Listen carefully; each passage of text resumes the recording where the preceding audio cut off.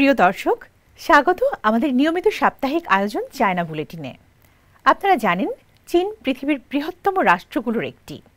চীনের রাজনৈতিক, সমাজতান্ত্রিক, প্রশাসনিক বা কূটনৈতিক ঘটনাবহুল খবরগুলো বন্ধুপ্রতিম দেশ বাংলাদেশের দর্শকদের সাথে ভাগ করে নিতেই চায়না মিডিয়া গ্রুপ সিএমজির এই বিশেষ আয়োজন। সঙ্গে আছি আমি তামান্না জেনিফার। শুরুতেই বিশেষ বিশেষ শিরোনাম। ব্রাজিলের সাথে ঐক্যবদ্ধ হয়ে ন্যায়সঙ্গত বিশ্ব গড়বে চীন। ব্রাজিলের প্রেসিডেন্টের সাথে ফোনালাপে চীনের প্রেসিডেন্ট শি জিনপিং। মার্কিন আমদানি পণ্যের উপর অতিরিক্ত শুল্ক সমন্বয় করবে চীন। মার্কিন আধিপত্যবাদ বিশ্বব্যাপী সমুদ্র নিরাপত্তার জন্য হুমকি, বললেন জাতিসংঘে নিযুক্ত চীনের স্থায়ী প্রতিনিধি ফু ছোং। 17 আগস্ট পর্দা নামছে চেংতু ওয়ার্ল্ড গেমসের। চলছে সমাপনী অনুষ্ঠানের বর্ণিল মহড়া। গ্লোবাল সাউথের প্রধান দেশগুলোর মধ্যে ঐক্য ও আত্মনির্ভরশীলতার দৃষ্টান্ত স্থাপন করে আন্তর্জাতিক সুরক্ষা নিশ্চিত করতে ব্রাজিলের সাথে কাজ করতে প্রস্তুত চীন বলে মন্তব্য করেছেন দেশটির প্রেসিডেন্ট শি জিনপিং। মঙ্গলবার ব্রাজিলের প্রেসিডেন্ট লুইস ইনাসিও লুলা দা সিলভার সঙ্গে টেলিফোনে আলাপকালে প্রেসিডেন্ট শি এ মন্তব্য করেন। এ সময় আরও ন্যায়সঙ্গত ও অভিন্ন বিশ্ব গড়ে তোলার জন্য দুই দেশের সহযোগিতার উপর জোর দেন তিনি। শি বলেন, একটি অভিন্ন ভবিষ্যতের লক্ষ্যে চীন ব্রাজিল কৌশলগত অবস্থান সফল অগ্রগতির সূচনা করেছে। এখন প্রয়োজন পারস্পরিক সমন্বয় জোরদার এবং আরও বেশি লাভজনক সহযোগিতা বাড়ানো। এ সময় গ্লোবাল সাউথ দেশগুলোকে আন্তর্জাতিক ন্যায্যতা ও ন্যায়বিচার রক্ষা, আন্তর্জাতিক সম্পর্কের মৌলিক নিয়মাবলী অনুসরণ করা এবং উন্নয়নশীল দেশগুলোর বৈধ অধিকার ও স্বার্থ রক্ষার জন্য ঐক্যবদ্ধভাবে কাজ করার আহ্বান জানান তিনি। চীন মার্কিন আর্থবাণিজ্যিক বৈঠকের সিদ্ধান্ত বাস্তবায়ন করতে চীনের আইন এবং আন্তর্জাতিক আইনের মৌলিক নীতি অনুসরণ করা প্রয়োজন।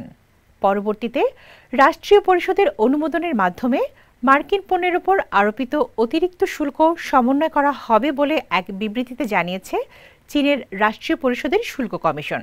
বিবৃতি অনুসারে 12 আগস্ট দুপুর 12:01 থেকে যুক্তরাষ্ট্রে উৎপাদিত আমদানিকৃত পণ্যের উপর আরোপিত 24% অতিরিক্ত শুল্ক 90 দিনের জন্য স্থগিত রাখা হবে এবং 10% শুল্ক হার বজায় থাকবে। এই পদক্ষেপটি গেল 5 জুন অনুষ্ঠিত দুই দেশের রাষ্ট্রপ্রধানদের মধ্যে ফোনালাপে গুরুত্বপূর্ণ মতামত বাস্তবায়ন করার একটি প্রচেষ্টা।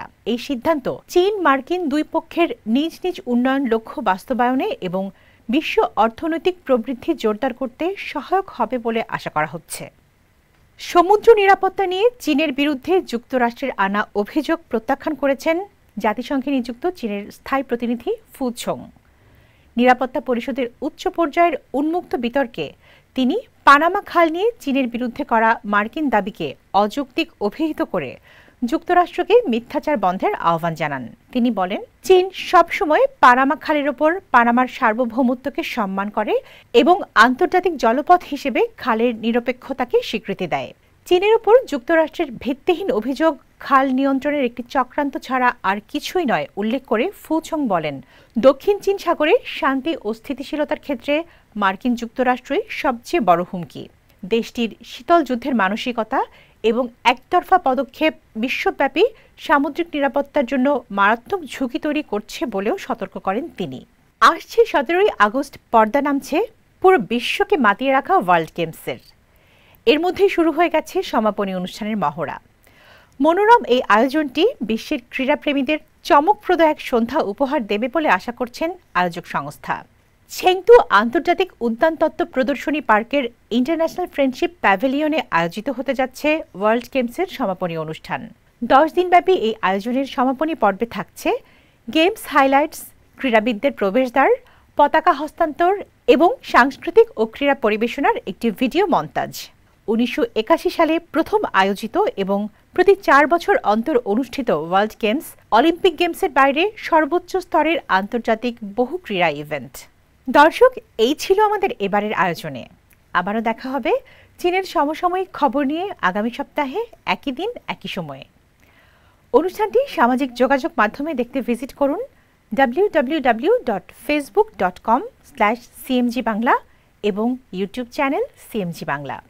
দেখার আমন্ত্রণ চাইছেন।